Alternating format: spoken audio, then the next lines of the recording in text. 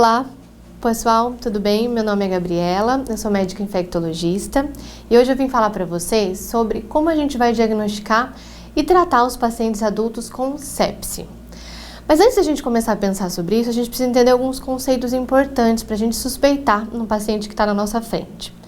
O primeiro conceito importante é sobre síndrome da resposta inflamatória sistêmica, que a gente fala que é SIRS, S-I-R-S.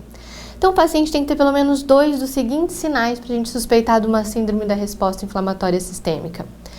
Uma temperatura maior que 38 graus, uma temperatura menor que 36, uma frequência respiratória maior que 20, uma frequência cardíaca maior que 90, um hemograma ou com uma leucocitose maior que 12.000, ou com os leucócitos menores que 4.000, ou 10% de bastões nesse hemograma. Então, se eu tiver 2 ou mais alterações dessas que eu falei, e o paciente na nossa frente tem um foco de infecção provável, então eu acho que ele tem uma pneumonia, uma infecção urinária, ou uma infecção intraabdominal, ou uma meningite, a gente vai falar que esse paciente está com sepse. E a sepse, ela pode se comportar por uma resposta muito desregulada do organismo e pode aumentar muito a mortalidade por conta disso. E o choque séptico, quando a gente fala em choque séptico de foco pulmonar, choque séptico de foco urinário, o que é isso? A resposta nesse organismo está tão desregulada que o organismo ele não consegue manter uma pressão arterial mínima de 65. Então, o organismo desse paciente precisa de muita hidratação e mesmo assim ele não consegue manter essa pressão arterial mínima de 65 e daí a gente fala que esse paciente está em choque séptico. Essas definições são importantes. Bom, então agora que a gente já sabe como é que a gente vai suspeitar desse paciente com sepse ou choque séptico, a gente precisa saber como é que a gente vai tratar. Até pouco tempo atrás, existiam uns pacotes de tratamento de várias horas para fazer o tratamento correto da sepse. Mas em 2018, essa recomendação foi atualizada. Então, o mais importante agora é o pacote da primeira hora. Nessa primeira hora de abordagem do paciente, a gente vai precisar fazer todo o tratamento importante. Então, a gente fala que tempo é igual a vida.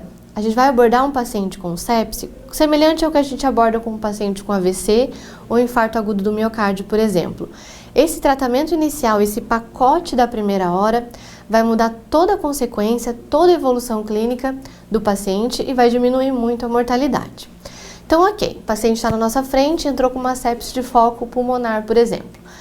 Quais os exames necessários que a gente vai coletar? Primeira coisa, então, coleta de exame laboratorial.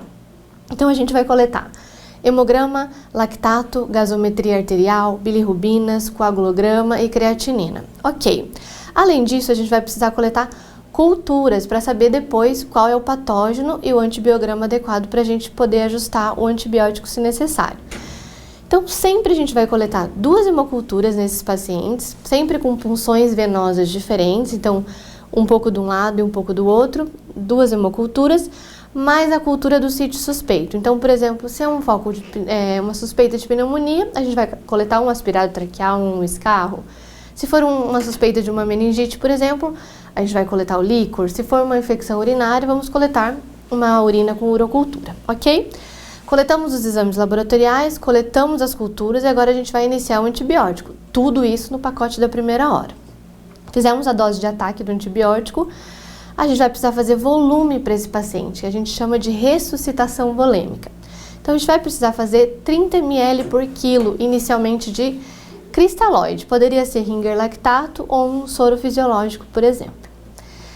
Se mesmo assim, o paciente, a gente fez o volume, o paciente não respondeu, a pressão arterial média dele ainda está abaixo de 65.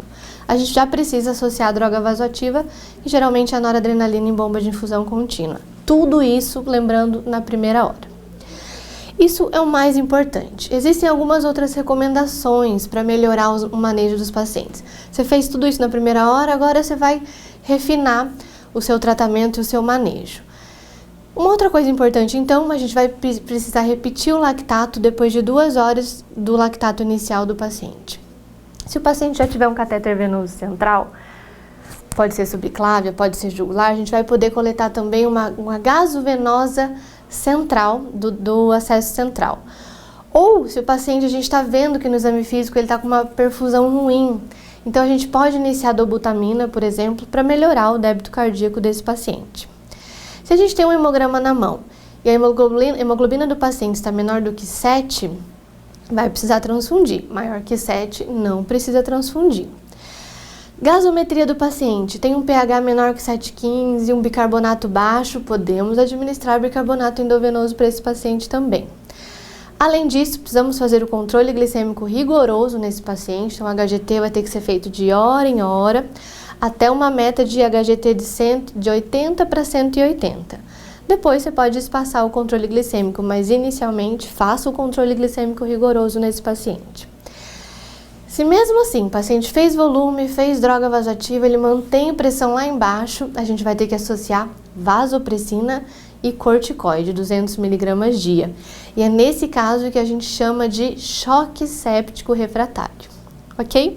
Então, o mais importante é fazer o pacote da primeira hora e depois refinar o seu tratamento conforme a evolução clínica do paciente. Os antibióticos que a gente vai fazer com dose de ataque depende muito se o paciente ficou internado recentemente, se ele mora em asilo, se ele usou antibiótico recentemente, né? Então, vai depender muito também de instituição para instituição. Mas, por exemplo, a gente pode usar, se for um foco pulmonar, a gente pode usar ceftriaxona com azitromicina. Se for um foco urinário, a gente pode usar ceftriaxona. Se for suspeita de meningite, a gente pode usar ceftriaxona e associar ampicilina se um fator de risco, se tiver fator de risco ou se for maior do que 50 anos. Se for infecção intraabdominal, a gente vai associar ceftriaxona com metronidazol. E se for pele e partes moles, a gente pode usar a clindamicina. Lembrando que isso varia muito de instituição para instituição, certo? Então é isso, pessoal. É um prazer estar aqui. Muito obrigada pela atenção e até a próxima.